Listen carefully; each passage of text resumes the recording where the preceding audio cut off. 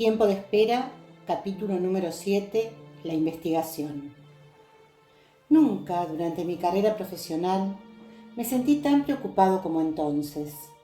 Es que en los últimos meses se había detectado una enfermedad sin precedentes que atacaba a los hombres en la tercera edad.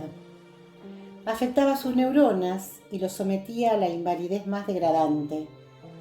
Los investigadores del campo de la neurología de todo el mundo se hallaban abocados a la tarea de encontrar los anticuerpos que impidieran el desarrollo de semejante patología. Debido a un factor desconocido, la masa encefálica de estos enfermos comenzaba a estrecharse, ocasionando no solo una progresiva muerte cerebral, sino una depresión craneana que los deformaba de manera significativa. El cuadro médico se iniciaba con estados de cansancio excesivo. Enseguida se agregaban otros síntomas como confusión, falta de concentración y amnesias temporales. Dolencias que fácilmente y a primera vista eran confundidas con situaciones de mucho estrés. Los pacientes sumaban a estos estados alteraciones en el habla y dificultades visuales. Cuando lo que se observaba era descontrol cinético y deterioro de las capacidades motoras, la enfermedad ya estaba diagnosticada y el enfermo con un grado de alteraciones físicas y mentales que la ciencia médica consideraba irreversibles. Esta, como otras patologías con características similares, tales como la ataxia cerebral u otras enfermedades neurodegenerativas, tenían un cruel impacto social. Distintos centros de investigación nos solicitaban a diario antecedentes protocolares, similitud con otras patologías, informes y marcos referenciales que permitieran avanzar en la investigación clínica. Y tanto Adolfo como yo nos sentíamos bajo una presión física y psicológica que hipotecaba cada una de nuestras horas laborales y muchas más. Igualmente se conformaron nuevos grupos de trabajo y se aumentó el número de profesionales que participaban en los equipos ya existentes. Los medios de comunicación especializados en temas inherentes a la salud no colaboraban demasiado, solo aportaban intranquilidad a las poblaciones afectadas. Los médicos del centro al que pertenecíamos éramos constantemente requeridos para informar a las comunidades sobre posibles prevenciones, síntomas y pronósticos de la afección. Debíamos manejarnos con absoluta cautela, sin caer en el error de alentar expectativas que después no pudiésemos mantener, pero también evitando que la población perdiera la calma o sucumbiera al pánico. El desarrollo de nuevos fármacos para enfermedades que aún no tenían tratamiento era el desafío constante de todos los profesionales que trabajábamos en la investigación. Lo que resultaba difícil explicar y que entendieran quienes no pertenecían al círculo médico era que luchábamos contra arduos y costosísimos trabajos de exploración, circunstancias que dificultaban la búsqueda de soluciones loables. El camino para llegar al medicamento apropiado, cuando se lograba, requería años e inversiones millonarias, además de innumerables esquemas biológicos y clínicos, preparativos y autorizaciones. Los aspectos políticos y económicos no quedaban afuera de las decisiones últimas. Eran procedimientos complicados y por lo tanto difíciles de comprender. El primer paso consistía en descubrir las estructuras biológicas involucradas en la enfermedad.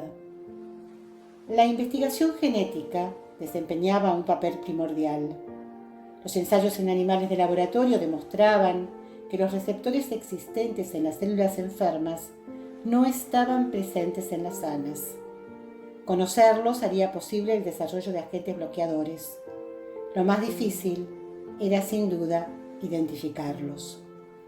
Sabíamos que la estructura de los componentes que revelaban el producto deseado en pruebas de laboratorio debía ser optimizado, aumentando su eficacia y disminuyendo, claro está, los efectos secundarios nocivos. Este objetivo ya había sido alcanzado en exámenes efectuados en tubos de ensayo, con cultivos celulares y también experimentos en vivo. Generalmente, para cualquier enfermedad, se investigaban más de 10.000 sustancias antes de encontrar la adecuada, Una vez logrado el principio activo viable, los obstáculos eran incontables. Otro aspecto no menos importante tenía que ver con la seguridad. Esperábamos ansiosos los análisis biológicos porque ellos determinaban los posibles efectos tóxicos. Era en verdad muy complejo diferenciar los efectos secundarios y el cuadro patológico mismo, y además detectar las interacciones con otras drogas. En lo personal me dominaba la impotencia. Emociones adversas se apoderaban de mí cuando todos estos adelantos llegaban a su fin. El siguiente propósito consistía en obtener autorización sanitaria para la comercialización. Esta revisión, que por lo general ocupaba cientos de páginas, podía extenderse durante muchos años. De unas 10.000 sustancias exploradas, tal vez solo una alcanzaba la meta. Es en este punto cuando mi relación profesional con Eliana soporta la máxima confrontación. Por las características de nuestras respectivas actividades, deliberamos acaloradamente sobre los procedimientos a seguir en la búsqueda de alternativas que, llevadas a los estamentos de decisión, acorten las distancias burocráticas. Es un tema que no se limita a abordar y defender los aspectos médicos, sino que va mucho más allá, poniendo en evidencia los criterios personales y por ende los aspectos más íntimos de nuestra personalidad. Ese mirar hacia la existencia humana que no tiene que ver ni con ideología fisiológica ni religiosa, que tiene que ver con la moral que cada uno ha desarrollado como producto de su formación familiar, escolar y académica. Debo reconocer que aún frente a las diferencias de pareceres, siento hacia mi hija un orgullo que va creciendo a medida que más y más la conozco. Observo sus actitudes y veo en ellas reflejada su vocación. Tampoco puedo dejar de recordar aquellos años lejanos en los que vivía con Guadalupe. Eliana, como la madre, tiene muy poca tolerancia a las acciones que considera injustas, y aunque es cautelosa y reservada en el quehacer laboral, actúa con impulso cuando se encuentra frente a lo que requiere determinaciones inmediatas. Tal como ella, Eliana es poseedora de una personalidad cautivante, y esto favorece el reconocimiento del que es objeto en los ámbitos en que desempeña su profesión. Me sonrío cuando escucho que sus pares le atribuyen un talento distintivo. Siempre se ha mostrado audaz, pero es incapaz de jactarse del mérito profesional que se le otorga o de su capacidad para la función desempeñada. Yo creo que aún así ella es muy consciente del respeto que causa su presencia en el círculo científico. Lo digo porque deja en evidencia el valor que a ello le otorga a la hora de defender una causa o proteger un derecho. Es tenaz y vehemente. Varias son las razones por las que la comunidad científica se encuentra limitada para continuar con sus esfuerzos en el mejoramiento de la salud. Un movimiento liderado por activistas por los derechos de los animales amenaza el avance de la investigación biomédica. Campañas con herramientas de gran sofisticación logran adquirir inusitada importancia al influenciar políticamente, recolectar fondos y hasta ejecutar violentos ataques a establecimientos de investigación. Los defensores de los derechos sobre los animales protagonizan asaltos a instituciones, robando y causando cuantiosos daños tanto en los avances científicos como en los progresos económicos. Si bien las organizaciones internacionales médicas se dedican a realizar fuertes campañas de cohesión frente a la necesidad de contrarrestar la creciente amenaza a la salud por parte de los grupos referidos, estos no se detienen. Tanto es así que la Asociación Médica Mundial, considerando la esencialidad del uso de animales en el progreso médico, sin perder de vista el respeto por el bienestar de los utilizados y por ende el trato compasivo, se expidió exigiendo que la investigación biomédica en seres humanos estuviera basada en este tipo de experimentación. Cuando Adolfo Van Haster fue designado director general del Centro de Investigación de Massachusetts, yo asumí reemplazándolo como coordinador de la comisión directiva de ese estamento. Para entonces había trabajado a su lado en carácter de jefe de recursos humanos, constituyéndome con orgullo en su mano derecha. Ambos éramos conscientes de que los progresos en el conocimiento de los aspectos relacionados con el enfermar y los procedimientos para buscar alivio o curación eran consecuencia de trabajos mancomunados. La evolución de las investigaciones conformaba el soporte para plantear nuevas hipótesis, en búsqueda de precedentes que posibilitaran la aplicación clínica. Es bien sabido que la investigación básica es la piedra angular para que cualquier indagación sea aplicada. Sentía que todas las aspiraciones de aquel muchachito madrinense que había emigrado primero a la capital federal de su país y más tarde a los Estados Unidos, estaban ahora en la cúspide del proceso de concreción que venía transitando.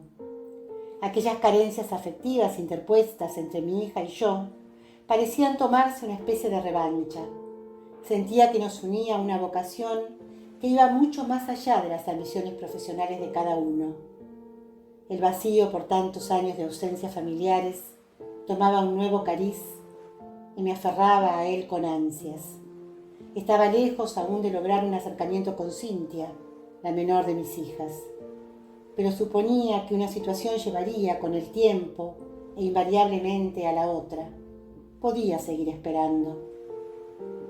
Los progresos alcanzados en la enfermedad que ahora nos ocupaba y que habíamos denominado atrofia cerebral progresiva estaban en un punto muerto.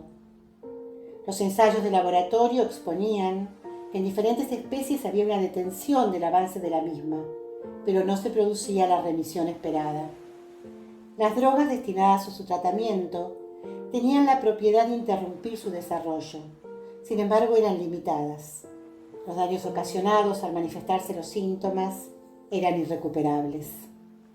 Estábamos abocados a conocer las causas que llevaban a las células a atacar las neuronas cerebrales y luego la masa craneana, provocando, como expresé, no solo incapacidad mental y física, sino también la deformación ósea. La comunidad científica, dividida por opiniones disímiles, trataba de alcanzar puntos de acuerdo. La Asociación Médica Mundial proponía principios éticos que sirvieran para orientar la investigación, incluyendo los experimentos en material humano o de información identificable. Las características de la AACP evidenciaban pocos elementos para mejorar los procedimientos preventivos, diagnósticos y terapéuticos. Simplemente no se comprendía aún la etiología y patogenia de la enfermedad. La investigación en personas solo podía llevarse a cabo de acuerdo a los valores científicos generalmente aceptados y apoyarse en el conocimiento de la bibliografía existente, en otras fuentes de investigación y en experimentos de laboratorio. Este era el punto más álgido del avance. Los estudios realizados en animales aún no alcanzaban las condiciones necesarias para ser puestos en práctica en humanos. A diferencia de mí, Eliana adhería a la postura de aplicar a los enfermos y cuanto antes los procedimientos conocidos. En una de las tantas reuniones entre los distintos equipos de investigación, ella fue muy directa al preguntarle a Adolfo qué había que demostrarnos para convencernos de que estábamos en condiciones de comenzar a trabajar con los núcleos afectados por la enfermedad. Van Haster, tratando de ser cordial con mi hija, le respondió: «Doctora, no es a nosotros a quienes tiene que convencer. Los resultados del laboratorio han sido explicitados y, como bien usted lo sabe, no alcanzan para iniciar el tratamiento en personas». «Son puntos de vista, no estoy de acuerdo», le dijo ella. «Es este un caso excepcional, único en el siglo. Tenemos que acreditar que si aplicamos las pruebas, al menos lograremos una detención de los síntomas. Los pacientes en la primera fase de la enfermedad se verían claramente beneficiados. ¿Y los que se encuentran en pleno desarrollo de la afección? ¿Qué lograríamos? ¿Acaso perpetuar la agonía?» «No sea desconsiderado, Van Haster», soltó Eliana. «Sabe que jamás estaría de acuerdo con algo así. Pero al menos consigamos la autorización para trabajar con el tipo de afectados a los que me refiero». «Nunca será aprobada esa propuesta», aseguró Adolfo. «Atenta contra la igualdad de oportunidades. ¿Me quiere explicar con qué criterio seleccionará a los pacientes en condiciones de ser medicados? A determinados síntomas, la prueba en marcha. Más allá de ese protocolo, tendremos que esperar que la investigación avance lo suficiente para permitir la aplicación. Me costaba escucharlo sin interceder. Por mi formación y espíritu conservador, compartía las impresiones de Adolfo, pero al oír a Eliana no podía abstraerme de sus fundamentos. Ella, involucrada en los estudios de laboratorio, palpaba día a día las posibilidades para bloquear el avance de la ACP, y yo comenzaba a enfrentarme entre dos realidades que, sin ser opuestas, se sostenían por principios distintos. Aunque era consciente de que esta idea ponía en conflicto mis valores éticos, empezaba a considerar que si mi hija tenía razón, una buena parte de la población enferma obtendría los beneficios que hoy le eran vedados. Albergaba estos pensamientos en el plano más íntimo porque, al menos por el momento, era una utopía analizarlos a nivel científico. Ninguno de estos argumentos resultaría suficiente para conseguir que la Organización Mundial de la Salud se expediera a favor de la legalización de los procedimientos que acababa de escuchar. El equipo que Eliana presidía estaba aún inmerso en la formulación del protocolo experimental. Este era un trámite de larga duración y altos costos, pero una vez que concluyera, y aún con desacuerdo de otros grupos investigativos, sería enviado para su consideración y aprobación al Comité de Evaluación Ética. Este cuerpo, independientemente del ente investigador y designado para este objetivo, controlaría los ensayos en curso, para lo cual los medios, los espacios y las condiciones debían ser óptimas. Sin embargo, la evolución de la enfermedad y la cantidad de casos que diariamente se sumaban hacían de este requisito un enemigo particular. Yo sabía, por manifestaciones de mi hija, que ella no tenía por costumbre compartir con Edward sus preocupaciones laborales. Tal vez no creía conveniente contaminar la serenidad del hogar con asuntos inherentes a sus ocupaciones. Sin embargo, imaginé que esta vez, compenetrada en el dilema que se había instalado en los contextos científicos, necesitaba que él fuera partícipe de sus desvelos. Eliana misma confirmó mi hipótesis al comentarme que su esposo estaba de acuerdo con la investigación clínica. Supuse entonces que de alguna manera reconocía las limitaciones del tratamiento. Aún no había certeza de que los fármacos obtenidos no produjeran inconvenientes a la hora de probarlos con humanos. Observaba que solo se permitía mostrar sus debilidades frente al hombre que había elegido para compartir la vida, y esa actitud me complacía.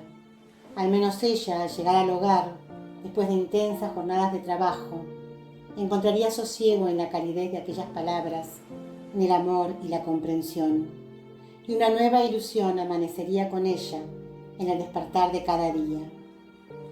Por el momento, en el plano profesional, mi hija y yo compartíamos horas de desazón e incertidumbre, horas que al final de las jornadas eran amenizadas por comentarios referidos a la familia, al afecto que profundizábamos y que no nos había sido fácil recuperar.